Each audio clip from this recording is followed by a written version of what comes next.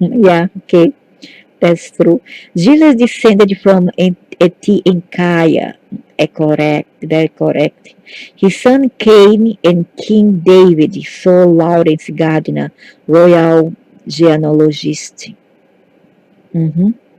Jesus, says philosopher Neo Freire, was a biological descendant of the neighboring Enki, chief scientist of the gold mine expedition from the planet Nibiru to Earth. Freire writes Jesus was an Issani, as was his wife, Mary Magdalene. Information the Catholic Church suppressed. Catholics instead perpetuated the slave code, fear, and subservience.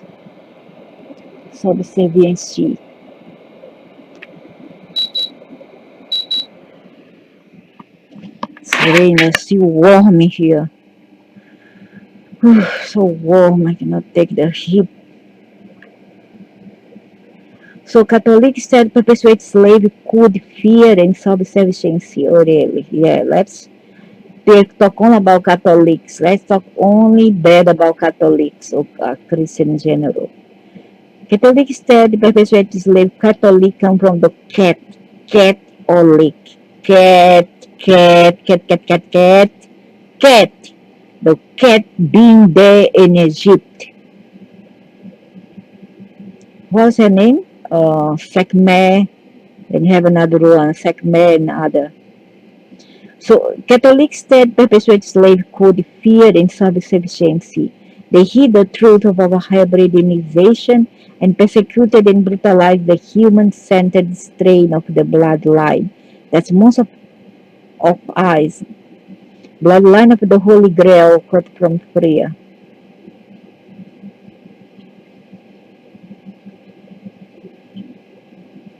Cement Jewish is his face. I can read it's a bit Hebraic and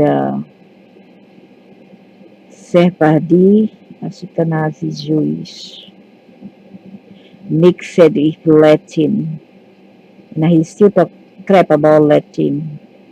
He also have a bit of a Roman in him, but he's mostly Hebraic. Hebraic, Sephardi. I can read people's face and I can see their bloodline. Jesus and the ancient astronaut theory Sir Lawrence Gardner prior of the chaotic charge of the sacred cradle of Saint Columba, Le Chevalier, Labaran de Saint Germain, and presbyter of the Knights Templar of Saint Jean Tony from Nexus Magazine, Volume 5, number. Okay, the true Grail bloodline originates with the Anunnaki gods in southern Sumeria. The Anunnaki gods in southern Sumeria 60,000 years ago, more than a baby years, and was sustained by the ingestion of alchemical substance called starfire. Bloodline and the Holy Grail is concerned with the Messianic bloodline. Messianic bloodline has descended through the family of Jesus Christ to the present day, which also is a baby bloodline. It compares New Testament gospel, likely from me, my ancestors years, millions of years ago. It compares New Testament gospels with his historical accounts, so I am a true human account of the era-related and Roman and Jewish archives. The Christian church corrupted and manipulated the record to suit its own agenda. But haven't all the other religions? Huh? Bloodline of the Holy Grail is concerned with the Messianic bloodline as it has descended through the family of Jesus Christ. The true Grail bloodline originates with the Anunnaki gods in southern Sumeria 6,000 years ago, sustained by ingestion of alchemical substances. So these two bloodlines fight together. Is this what he tried to say? It has descent through the family of Jesus Christ to the present day. It compares New Testament gospel with the historical account of the era related Roman and Jewish archives. Despite the contrived doctrine that Jesus was born of a virgin and was the one and only Son of God, Ignatius, that did not pigeon the original pre-Roman texts. The New Testament Gospel of Matthew and Luke give details of Jesus descended the lineage from David of Israel and the kings of Judah. The Bible explains that the bloodline story began with Adam and Eve. Which bloodline? The Messianic or the other, the Holy Grail? If Adam and Eve, from whose third son, Seth, evolved their line which progressed through Methuselah and Noah, and eventually to Abraham, who became the great patriarch of the Hebrew nation. Abraham brought his family west out of Iraq, Canaan, Palestine, from where some of his descendants moved into Egypt. After a few generations, they moved back to Canaan, Palestine, where David of Bethlehem became king of the newly defined king of Israel. Davidian ancestors are wandering territory seekers of no particular significance until the time of the King David. Their significance comes from the fact that from the time of Abraham they were designed God's chosen people, but God led them through famines, wars, and hardship. We have been presented with a very corrupted version of the family's early history, a version designed to uphold the emergent Jewish faith rather than historical fact. The New Testament was compiled by the 4th century bishop to support the new contrived Christian belief. Jewish scribes had previously done exactly the same thing. The earliest Hebrew writings, reshaded centuries later, were written between the 6th and the 4th century BCE, so were not authentic from thousands of years before. These books were written give his story which upheld the principle of Jewish faith, a faith that did not emerge until well into the ancestral story. These books were written while the Jews were captives in Babylon, where the original records were then held in the 6th century BCE, where the original records were. The writers rejected Enoch, Jabali, Joshua, Samuel, Jashar, the book of Numbers, Isaiah, and the book of the Lord. These books are all mentioned in the Bible, which means they all predate the Old Testament. In English language Bibles, the definition Lord is used in general context, but in earlier texts, a positive distinction is drawn between Jehovah and the Lord. Although now seemingly embraced as the one God by the Jewish and Christian churches, there was originally a difference between Jehovah and the Lord. They were separate deities. The God referred to as Jehovah was a stormy God, a God of wrath and vengeance. The God referred to as the Lord was a God of vitality and wisdom. Yeah, but it's the same thing because you see, being can be anything. He is multiple polar. He has multiplicity and many names. Even in the Al Quran, the Muslim call this Lord as the God of many names. The many names of Allah. You understand or not? So you must understand within this context that You could be speaking of the same being, pretending to be different facets, fractals of the same being. It's that simple. The name given to the Lord in early writings was the Hebrew word for Lord, Adon. The God of Abraham was El Shaddai, which means lofty mountain. The name Jehovah comes from the Hebrew WHWH, which means, oh, YHWH, which meant I am that I am. Said to be a statement made by the God to Moses on Mount Sinai, hundreds of years after the time of Abraham.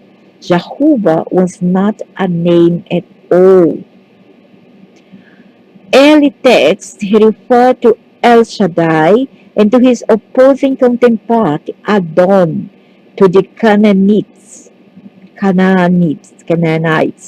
These gods were respectively called El Elyon and Baal, which meant lofty mountain, and Lord. El Shaddai, a vengeful people hater. Adon was a people supporter. Both had wives, sons, and daughters. The early writings tell us that throughout the patriarchal era, the Israelites endeavored to support Edom, the Lord, but at El Shaddai, the storm god Jehovah retaliated with floods, tempests, famines, and destruction. The Bible explains that Jerusalem was overthrown at Jehovah's bidding, and tens of thousands of Jews were taken into Babylonian captivity because the king, a descendant of King David, erected altars and venerations of Baal and Kaya for his son Marduk the Edom. Some say Baal is Enlil, but I could be wrong. And Kaya his son Marduk the Edom. During captivity, the Israelites decided to succumb to the god of wrath and developed a new religion out of fear of his retribution. The name Jehovah first appeared 500 years before the time of Jesus. The Christian church took Jehovah on board and called him God. All the concepts of the Adon were discarded. The two religions were both God, backward means dog. The two religions were both faiths of fear. Even today, their followers are God fearing, dog fearing. The Bible's authors leaves us knowing that within an overall pantheon of gods and goddesses, there were two opposing gods known as El Elyon and Baal, El Shaddai and Adon, Ahiman and Mazda, Jehovah and Lord, God and Father. These styles are all titular. They are not personal names. Canaanite texts tell us that the court war in the Tigris-Euphrates Valley and the Sumerian Eden delta of the Persian Gulf. Sumerian written records back to 3700 BCE saying Adonai and Enlil Yahweh were brothers, or could be the same, like I said many years ago. In Suma, the stormy god Enlil or Ilukurgal, meaning rule of the mountain, and his brother Adonai, the Lord was Enkaya. Enkaya means archetype. Enlil brought, why archetype? Because it's a fractal, is an avatar of the same being. Enlil brought the flood, destroyed Ur and Babylon. As I say, there's something banging here behind my monitor. Enlil brought the flood, destroyed Ur and Babylon, and it was Enlil who opposed the education and enlightenment of humankind. Enlil obliterated the cities of Sodom and Gomorrah and the Dead Sea because they were centers of learning. Hey, Leo could as well be as this Inkaya. Inkaya dispersed the wrath of his brother, could be he himself playing games, playing deities, play fractals and avatars. Despite the wrath of the brother, granted the Sumerian access to the tree of knowledge and the tree of life. And Kyle set up the escape strategy during the flood and passed over the tables of destiny. The tables became the bedrock of mysterious schools in Egypt. Tutmosis III of Egypt, who reigned about this time here BCE, inherited the royal court of the dragon, founded by priests of Mendes in this number here BCE, and ratified by the 12th dynasty queen Subeknifru. This priestly order passed from Egypt to the kings of Jerusalem, to the Black Sea princess of Cynthia, and into the Balkans royal house of Hungary. Wait a minute. This priestly order passed from Egypt to Tasmanian Egypt, who reigned about in right the royal court of the dragon, found by priests of Mendes in this time, ratified by 12th dynasty queen Subeknefru. This priestly order passed from Egypt to the kings of Jerusalem, to the Black Sea princes of Cynthia, and into the Balkans royal house of Hungary, whose king Sigismund reconstituted the court 600 years ago.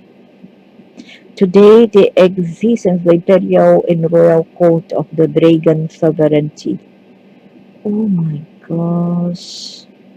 The order back in the pharaonic times perpetuated in the alchemical strength of the royal bloodline from Lord Enkaya, the archetype.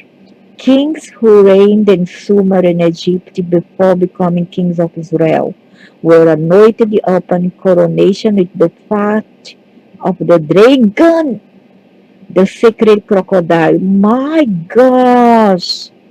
The fat of the dragon, the sacred crocodile.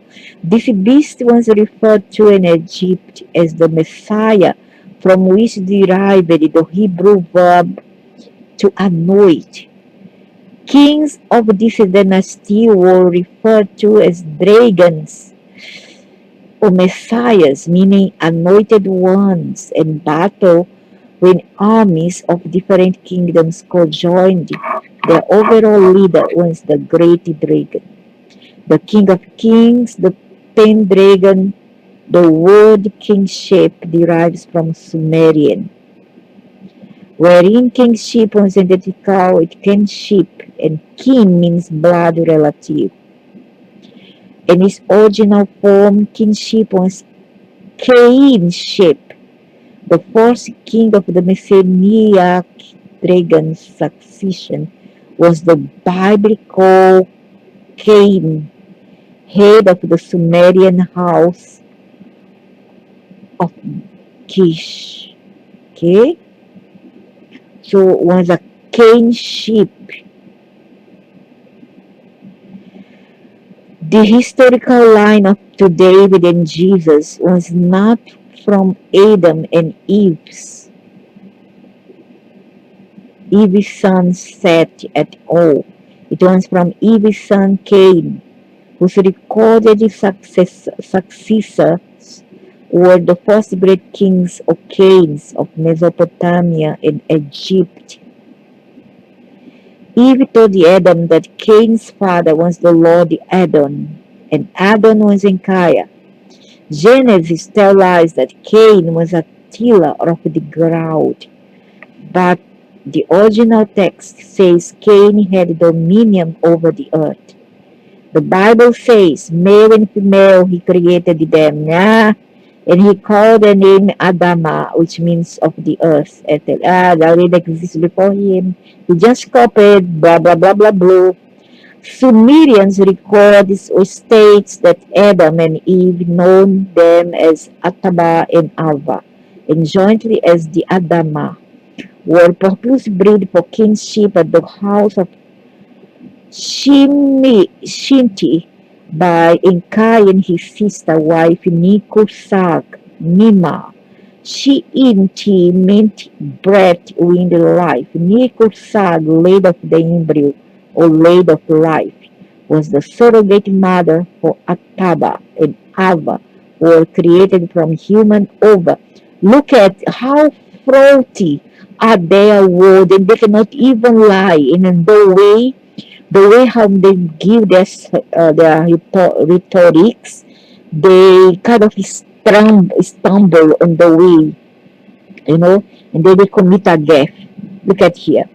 First, they say that they create their own DNA and they create their creatures, which are we and the animals and so on and so forth, from their own DNA and from beasts that already existed here. Now they turn around and say from human ova fertilized by the Lord the Enki. This means what? That there were already humans living in here when they first came, and the first hybrid once created in Africa in ancient Babylon. Okay? Middle East. And it's there where there is a huge portal there between Israel, Palestine, and Egypt. There's a very big portal there. Is where their craft is all the Mount Sinai over there. My God, down there is terrible. Down there, the energy is so dense and negative. It is where they travel to and fro Earth.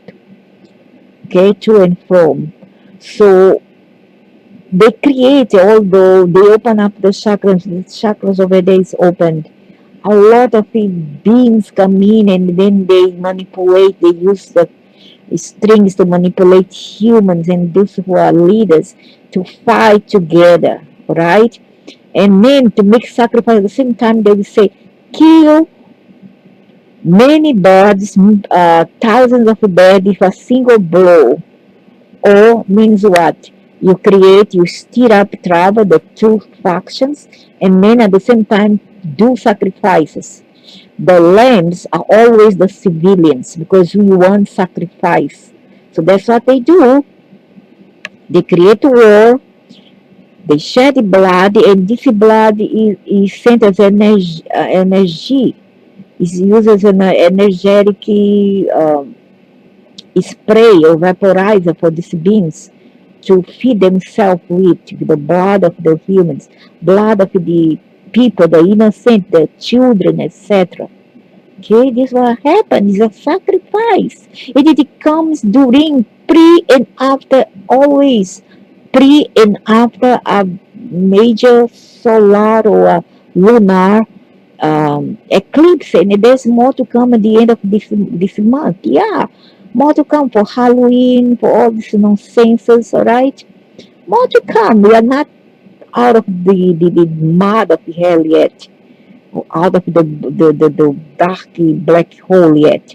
Okay, because the eclipse come from the black hole, and the black hole has a power of propulsion that pulls things from there, and then once things are pulled from there, all the negativity comes to earth, and it create all this that we are seeing, all this carnage, all this how to say, I don't have a word to explain how I feel about that. It's really awful. It's really surreal what we are seeing here on the media about that conflict between the two factions.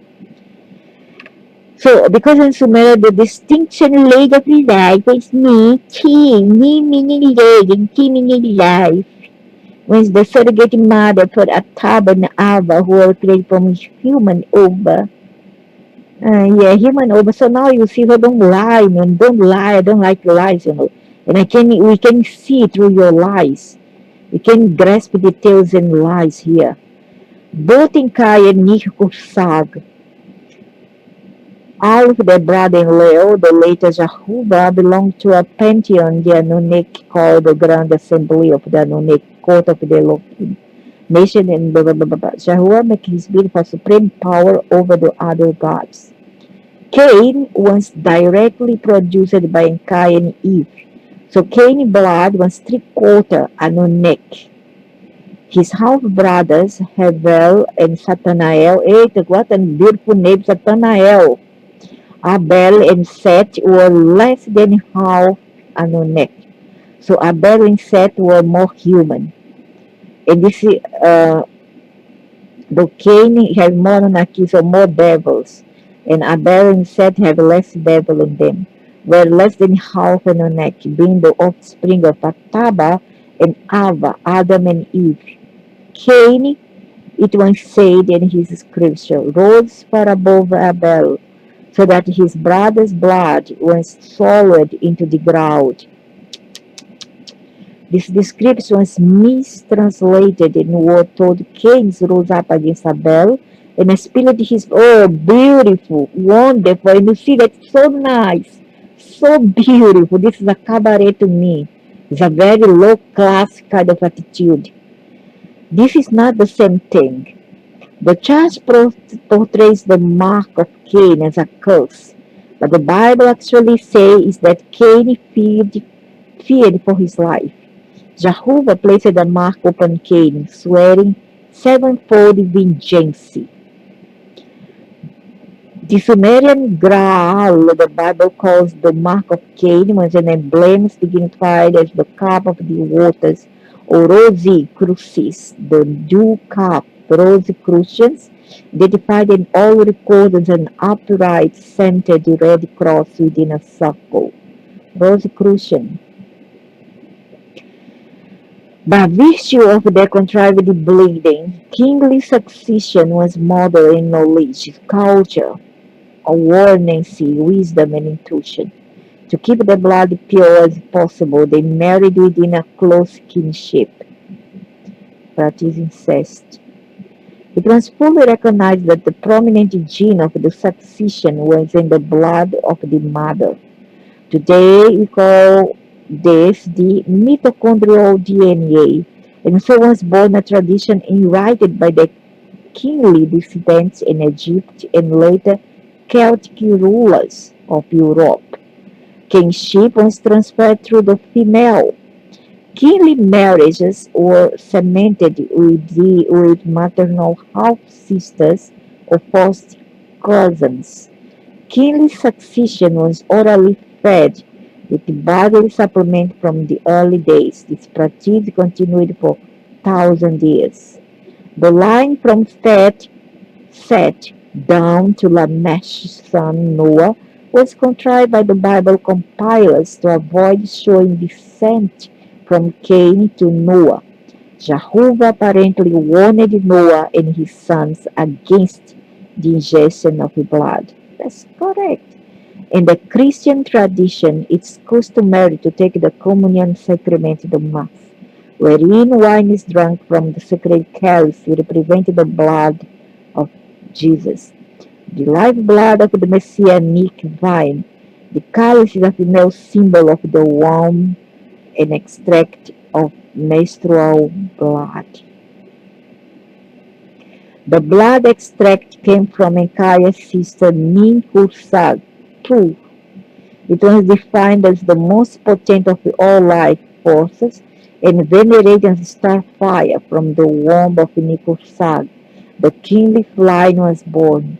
With her blood, the divine star fire, the dragon succession was supplementarily fed. The combination of the central pineal and its lateral wings is referred to as the swan. Initially, priests of Anu, Father Enlil, and Enki, perfected medical science of living substances with menstrual star fire, an essential source component fed on to the kings and queens of the dragon succession. Later in Egypt and Mediterranean, Menstrual starfire was ritually collected from sacred virgin priestesses, which were girls, little girls of 8-year-old, which were sent to the temples.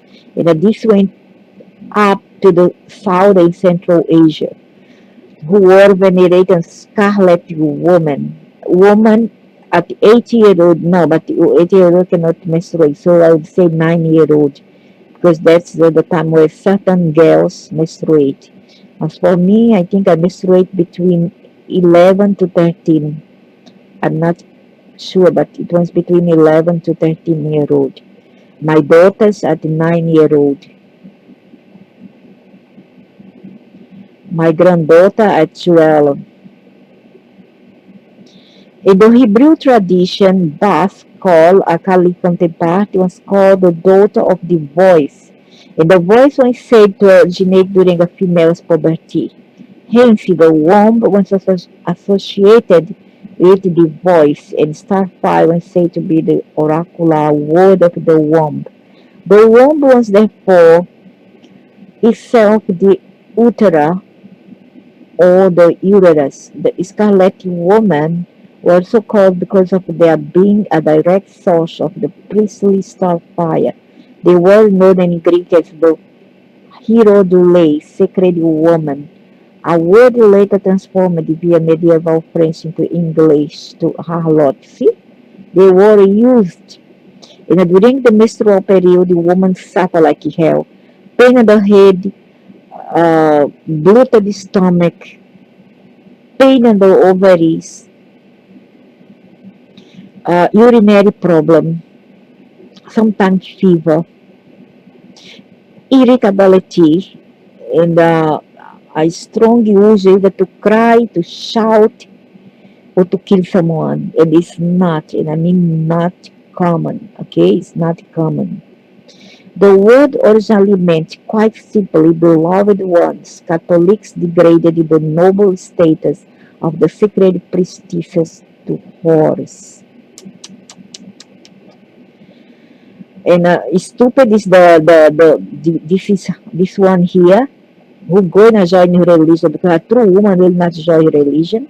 A true human woman, she will not join this kind of religion. Anunnaki menstruum was also called the vehicle of light, the ultimate source of manifestation, directly equated with the mystical waters of creation. For this reason, that the rosy crucis, the dew cup or cup of the waters identified as a red cross within a circle, became the mark of Cain and the emblem of kingly succession. Light remains dormant in a spiritually unawakened person, but that could be awakened by self-will. During the time of Moses, Simei came under the control of two Egyptian officials, the royal chancellor and the royal messenger. This was the era of Egypt's 18th dynasty, the dynasty of the Tutmosis and Amenhotep pharaohs, along with Akhenaten and Tutankhamun. The royal messenger of this time was Nebai, an official was also the mayor and troop commander of Zanu in the Nile Delta region of Goshen, where the Israelites had lived before the Exodus. The Hebrews were the family and descendants of Abraham, and the place of residency was in the main Canaan Palestine. The Israelites were the family and the descendants of one of Abraham's grandsons, Jacob, whose name was changed to Israel. Jacob's family alone, who moved into Egypt, their descendants who returned with Moses to be reunited after countless generations with their fellow Hebrews. Yeah, but when I saw Egypt a long time ago, I would say millions of years ago, or maybe, who knows, 2,000 years ago, 200,000, I mean, um, it was different. I saw no Arabs there, I saw no Hebrews there. I saw a race that were tall. The skin was yellowish gray, black hair and drags or trends. Okay, and that war is still what I saw men carrying one kind of a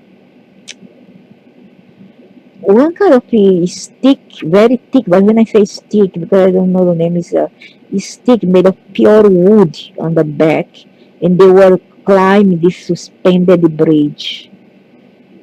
Okay, he is a man that's now healthy. He was not quite erect, but he was more or less erected, but it was human. All right, brown skin.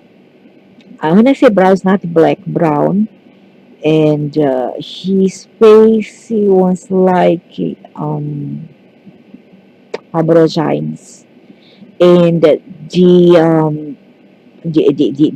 pharaohs were like those Somalians people. Somalian, know the picture? Exactly the same. And I saw the Nile, very beautiful, very blue, very clear water. And I was just watching them. And I was one of them. At the same time as I was watching them from afar, I was also a part of them. And I was also the Tutankhamun. I was the son of the king of that pyramid of Egypt. Very amazing. And I saw no Arabs there. Where were the Arabs? Where were the Hebraics? I didn't see. And to me, for me, it's all about truth, nothing but the truth. I'm not here to carry favor nobody. It's about truth. Okay? Israelites had been subject to the laws and religions of Egypt and knew little about the customs of their cousins in Canaan. Through more than 400 years, they had been in an environment of a pantheon of gods. And although they developed the one God concept within their fraternity, that God was not the Jehovah of the Canaanite Hebrews. A mess. I tell you, it's a mess. This being is crazy. He break into fractals and avatars to best deceive the idiots and the fools. And good for them. I like it. I love it. Fool them, because the more you fool them, the more they will love you. The Israelites' God was a faceless entity from whom they called the Lord Adon. The Egyptians called him Aten. From this derived the name of Pharaoh Akhenaten, meaning servant of Aten. When Moses and the Israelites made their exodus into the Sinai, they arrived not as a worship of Jehovah, but of Aten. It was for this very reason that they were given a whole new set of laws and ordinances to bring them into line with the Hebrew culture of the new homeland. Pharaoh to see Moses study, reorganized the ancient mystery schools of thought, and founded the Royal School of the Master Craftsman at the Karnak. They were called the Great White Brotherhood because of their preoccupation with a mysterious white powder. A branch of this fraternity became specially concerned with medicines and healing, and they became known as the Egyptian Therapeut. Therapeut. Why Therapeutate? The Therapeutate extended its activities into Palestine, especially into the Judah settlement of Kimura, where they flourished as the Essenes. So you see, let me see here. The white brotherhood, people think that they are all white race, right? Has nothing to do with that. People must understand. You cannot just misunderstand things and just jump into conclusion, okay? You see now what the white brotherhood comes from, but many fools don't know. They think, oh, because of white brotherhood, I'm white, I'm going to take part.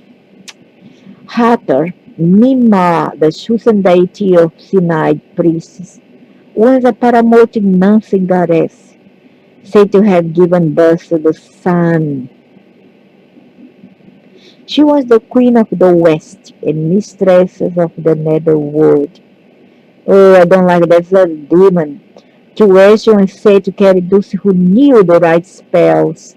She was the revered protectress of womanhood, protectress, the lady of the sycamore, and the goddess of love, tombs, and song.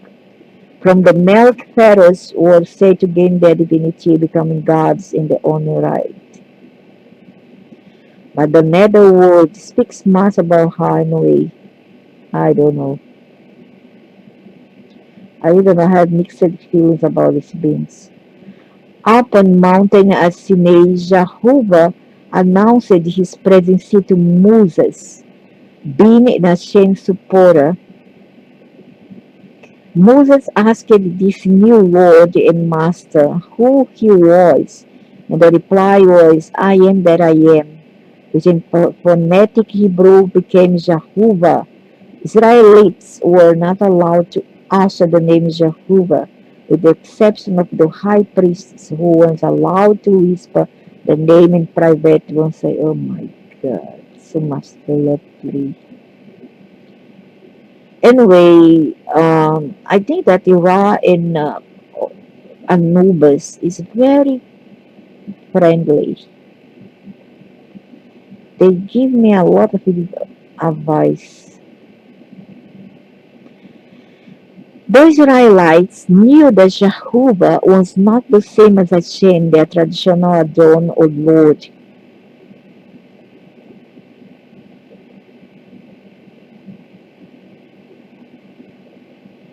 And so they presumed he must be the equivalent of the great state god of Egypt, even if he not one and the same. The Ten Commandments said to have been conveyed to Moses by God up on the mountain are Egyptian from spell number 1 to 5 in the Egyptian Book of the Dead, simply newly stated versions of the ritual confession of the pharaohs. In Bloodline of the Holy Grail, I make the point that the modern style of Christianity, which evolved from the Roman Church in the 4th century AD, was actually a created hybrid, a religion based on themes from numerous others, including, of course, Judaism. Now, it transpires that Judaism itself was no less of a hybrid in the early days, being a composite of Egyptian, Canaanite, and Mesopotamian traditions with the stories, harmonies, prayers, and rituals of the various and sundry gods brought together and relate to a newly contrived one God concept. What's particularly interesting is that historically this was not fully contrived in the time of Abraham, not even the later time of Moses. It did not happen until the 6th century BCE, when tens of thousands of Israelites were held captive by King Nebuchadnezzar of Babylon. Until that time, the Hebrew and Israelites records referred to any number of gods and goddesses by individuals' names and under a general plural classification of the Elohim. Through some 500 years from the captivity, the scriptures existed only as a series of quite separate writings, and it was not until at the time of Jesus that these were collated into a single volume. Jesus himself would never have heard of the Old Testament of the Bible, but the scriptures to which he had access included many books that were not selected for the compilation that we know today. Strangely, true, some of these books are still mentioned in the modern Bible text as being important to the original culture. They include the Book of the Lord, the Book of the Words of Jehovah, and the Book of Jashar. Why were they not included? Quite simply because their content did not suit the new Jehovah-based religion that was being created. Jasher, for example, was the Egyptian-born son of Caleb, the brother-in-law to the first Israelite judge Othniel,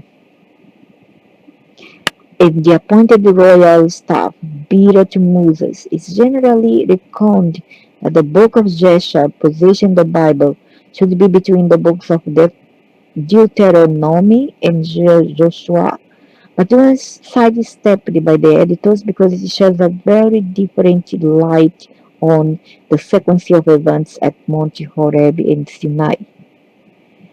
The familiar Exodus account explain that Jehovah issued instruction to Moses concerning masters and servants, convertness, neighborly behavior, crime, marriage, morality, and many other issues, including the all-important rule of the Sabbath, along with the Ten Commandments. Nothing bad about that, what he passed. I mean, he just want to help people morality, given what we have become, given what they have done to us.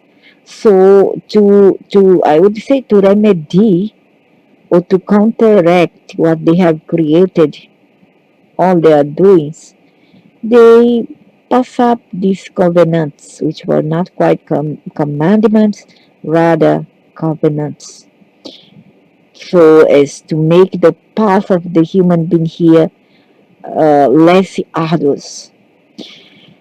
But in Jasher, which predated the Exodus writings, these laws and ordinances are not conveyed to Moses by Jehovah. In fact, Jehovah is not mentioned at all. The new laws, says the book of Jasher, were communicated to Moses and the Israelites by Jethro, high priest of Midian and lord of the mountain. In effect, Jethro was the overall governor of the Sinai temple. Oh, I see. So what a human being.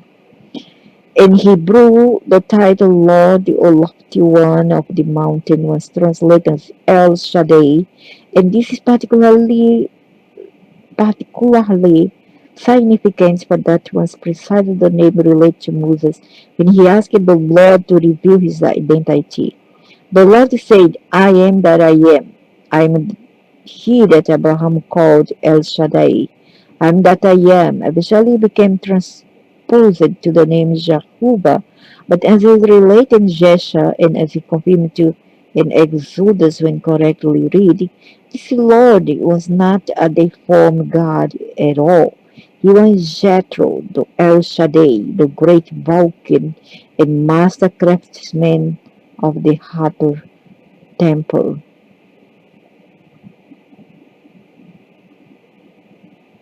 Could be, yeah, in Kaya.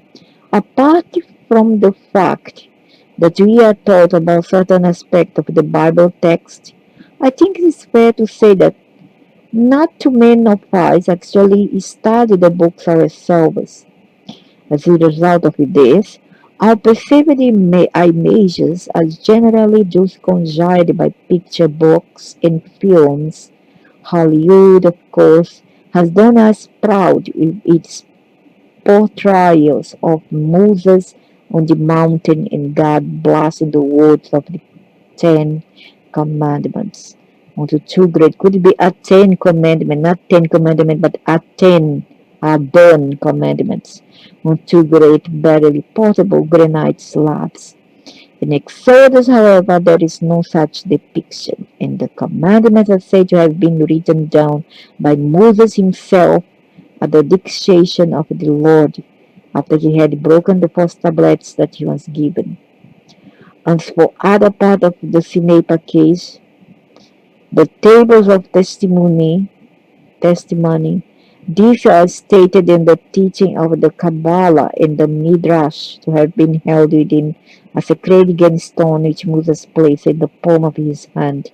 This was the same divine stone of wisdom said to have been enwritten by King Solomon in the earliest texts of Egyptians called the Tablet of Hermes, which embodied the wisdom of thought. According to the record of the ancient dragon court of Egypt, founded by Queen Subnek-Nefru, at this time an early guardian of the table and Shem, the high priestess of Mendes. The word Shem or Kami means blackening sea, and from this root word derived the word alchemy, the science of extracting light from the blackening sea.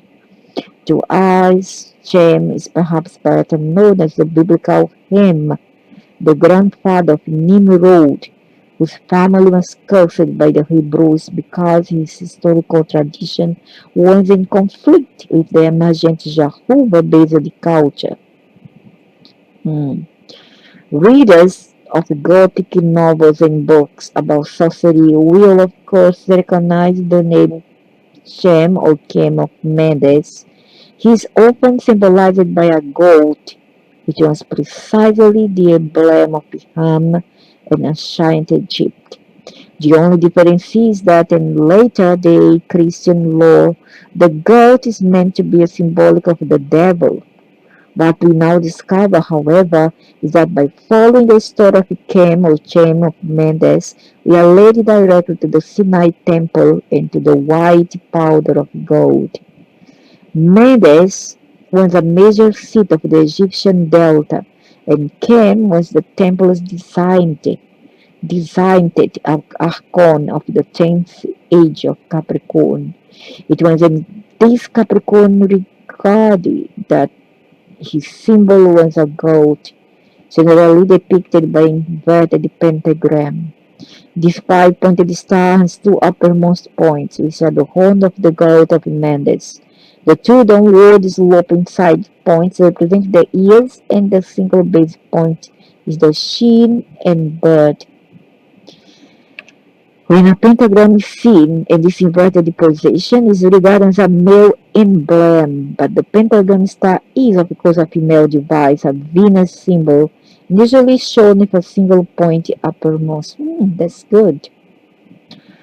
In the pentagram's male position, Chem is personally identified by an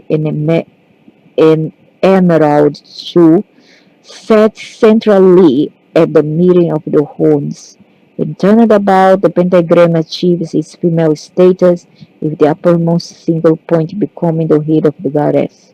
The side points are now arms, while the twin points, once the horns, are now at the base, being the legs of the goddess, with the emerald jewels of Venus established in the vulval position. Sometimes the inverted pentagram of Kem is shown with the flames rising from the sacred jewel between the horns.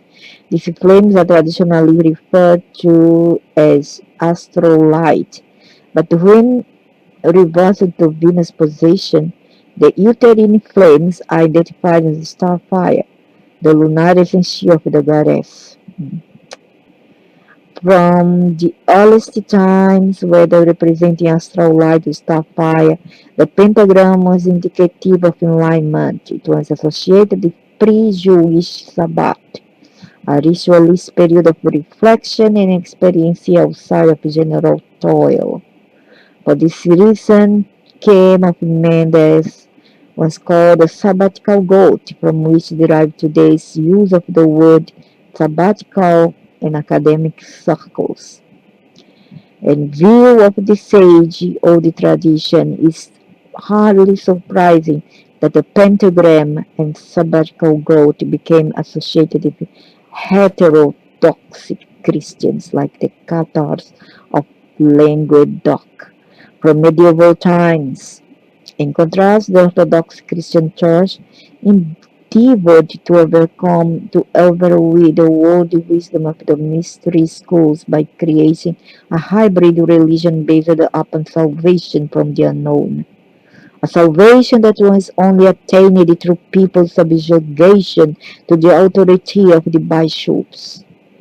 As an outcome, the spiritually based doctrine of the Gnostic movement, which sought to discover the unknown, were declared blasphemous by the Inquisition.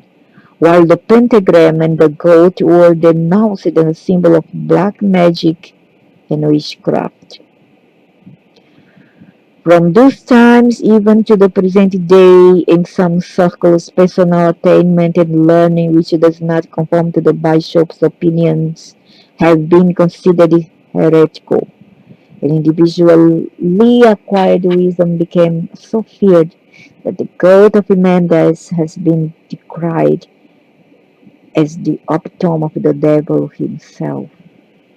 This is manifest in a wealth of trash propagandist novels by Dennis Whitley and others, wherein crucifixes and holy water abound as the weapons used against the so-called emissary of Satan.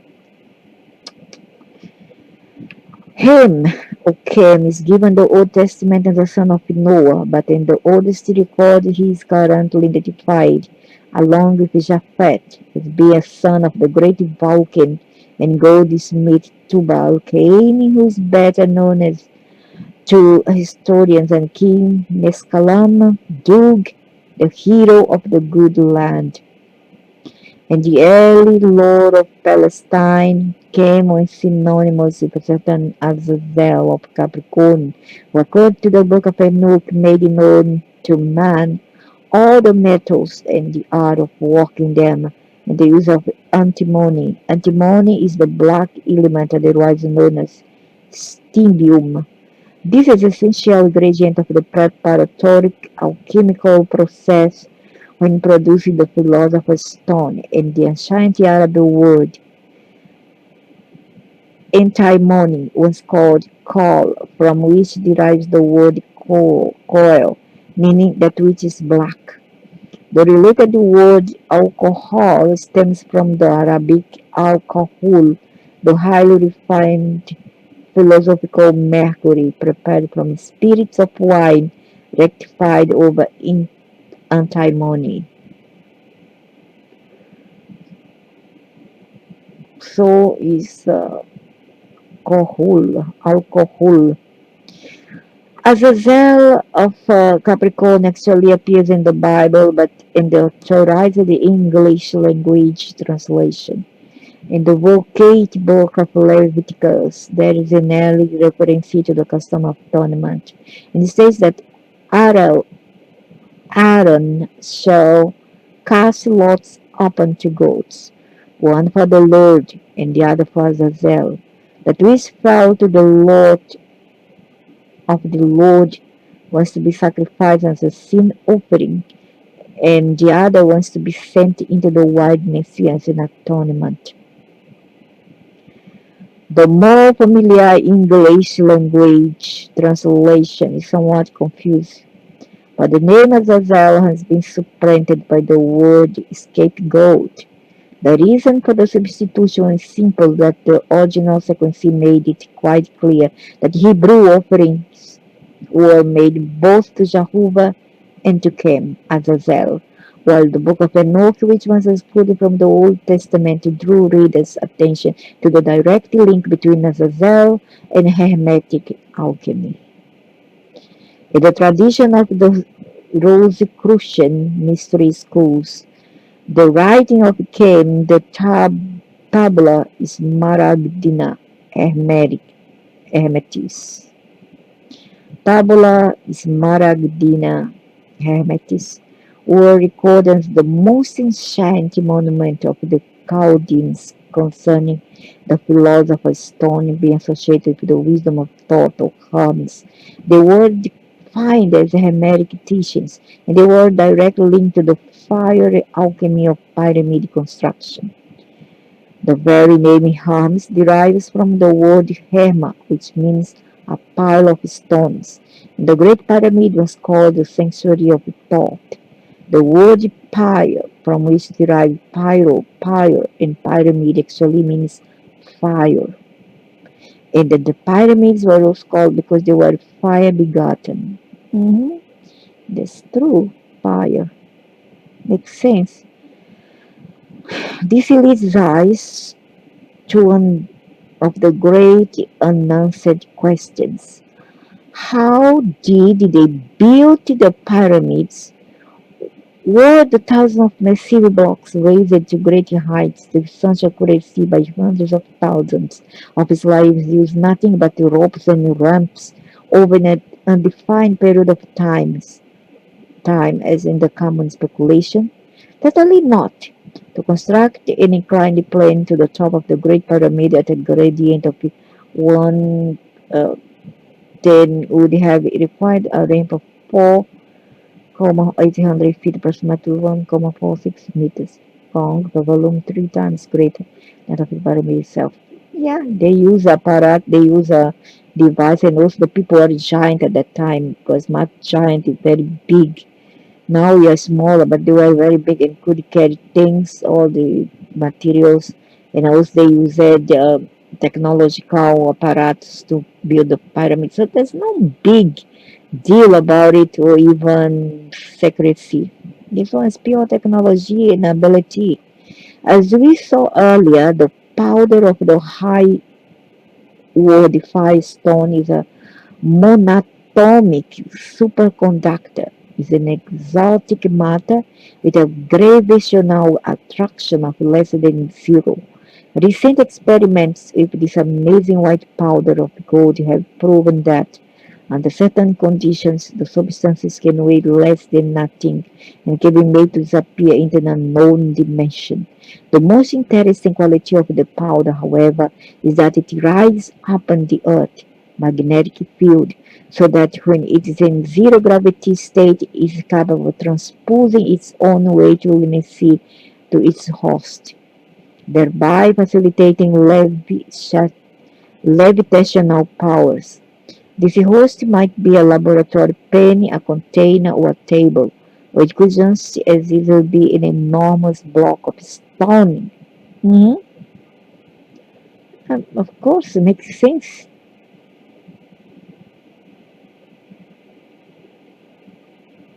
Yeah, that's how they do things. There's no mystery and nothing. It's all about techniques and know-how. The age-old tradition relates that in the secret repository of the king's chamber within the Great Pyramid, the builders had placed instruments of iron and arms which rust not, and glass which might be bent and yet not broken, and these strange spells. But what did the first explorers find having tunneled their way into the sealed chamber? The only furniture was a little less hollowed stone coffer, and it contained not a body, but a layer of a mysterious powdery substance. This has been superficially determined to be the grains of feldspar and mica, which are both minerals of the aluminium silica group, and many of these killed their researchers. All the researchers when then get in contact with this powder happen to die later on with some mystery or illness or even cancer. During the course of the recent white powder research, aluminum and silica were two of the constituent elements revealed by conventional analysis of a granular sample that was known to be 100% platinum group compound.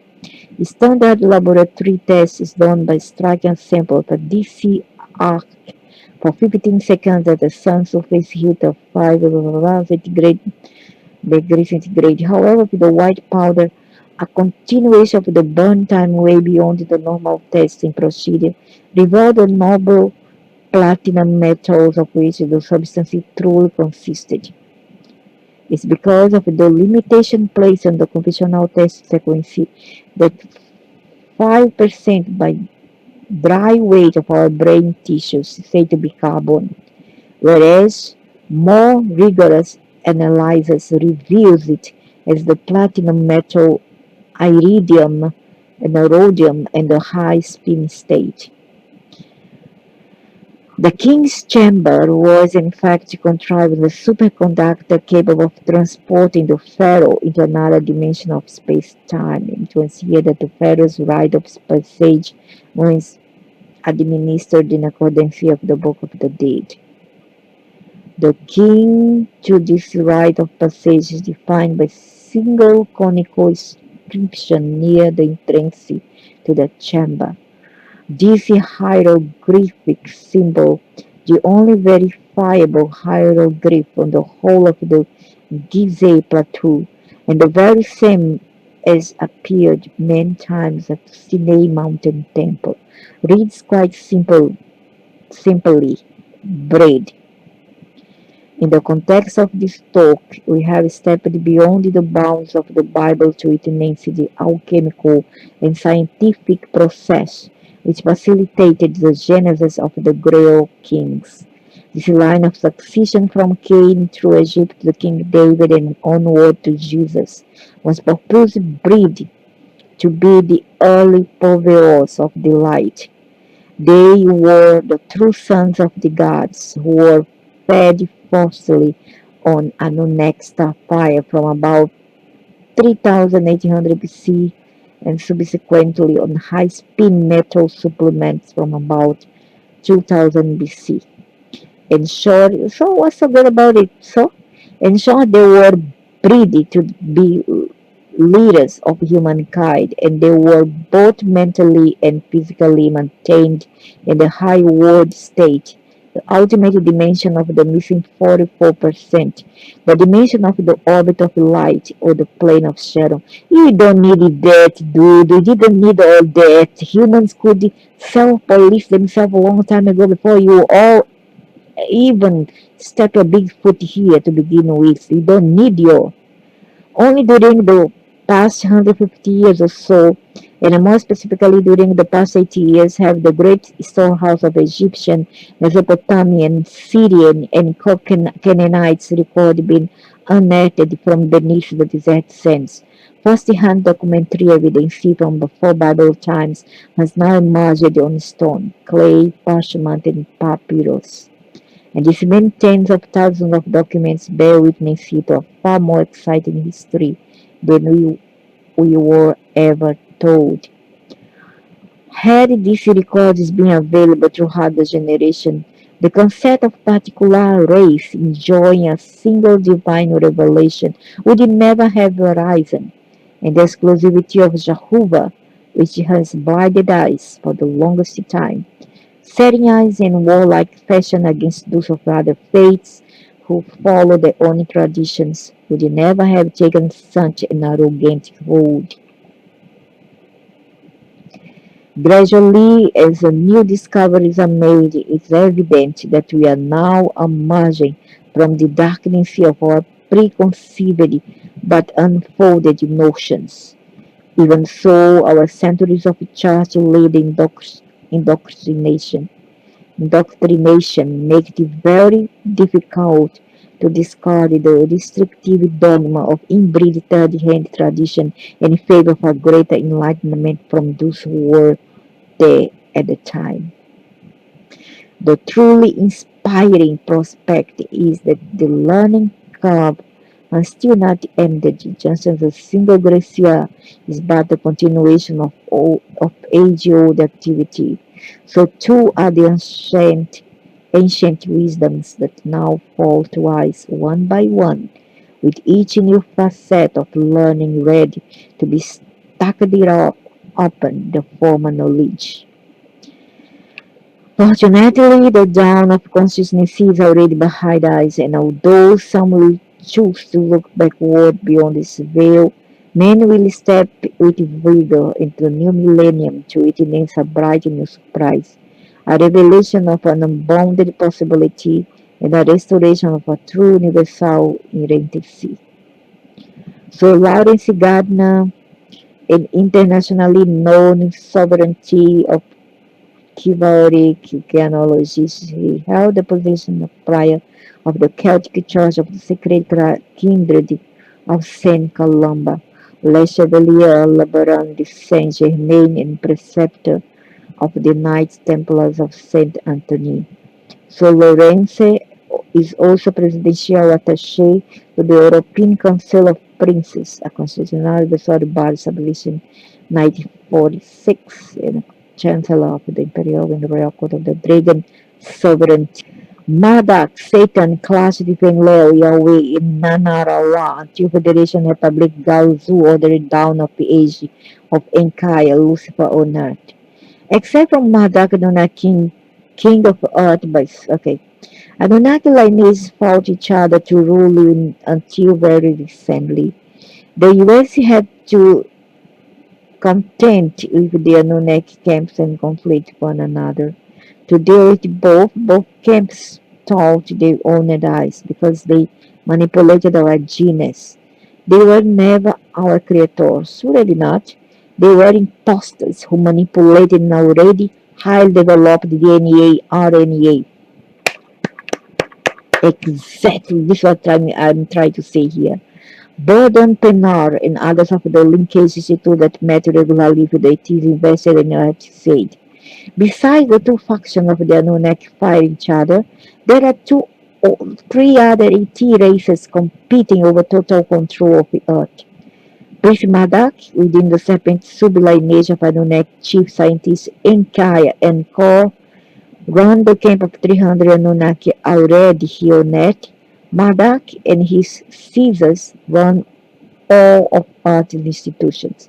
Madak has a strong hold over banking, cattle, educational systems, religion, and most institutions here on Earth.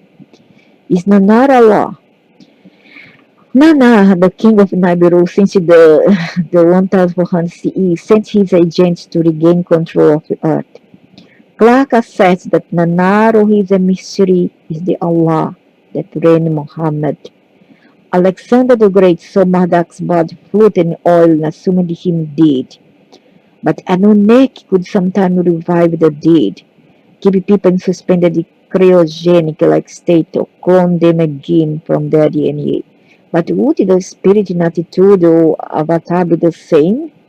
I mean, okay, the body, but then the soul, the spirit, if any, would they be the same? That's the question. Anu, who ruled Nibiru, announced around 70 CE that he was abdicating as Nibiru king. This resulted in a fast exodus of the Anunnaki still on earth. In Kaya, the Anunnaki chief scientist, his son Nagal, Gebel, and Ningsida, as well as Marduk, Anu temporarily suspended Marduk's exile for marrying Etilin Sahapani. In Marduk's son Nabu, Anu took 600 years to choose Nanar as his successor. When Anu stepped down as the king of Nibiru and Nanar got that title, Marduk and 300 Anunnaki followers returned again to Earth around 1000 CE and has been here ever since. Some of them taking control over the Earth population by force and create his own pyramid power structure, with Marduk placing himself at the top as the only God and King of the universe. Him and Satan, one and the same. He took control over all major religions to manipulate the growing Earth population and divide and conquer. Nanar intended to depose Marduk and free us from Maruku's matrix. Maruku's? Who's Marduk? Nanar intended to depose Marduk and free us from Maruku's matrix. Oh Allah, okay. Nanar operatives and agents infiltrated all Marduk's power elite organizations. Nanar people were assassinating Marduk's Eteling's assets and Anunnaki agents. See, Nanar operatives and agents infiltrated all Marduk's power elite organizations. Nanar's people were assassinating Marduk's Eteling's assets and Anunnaki's agents. That's why Marduk's Anunnaki always traveled in Paris. Marduk's covertly instigated the actions in the secret groups that rule NATO, Russia. See, Marduk, wait,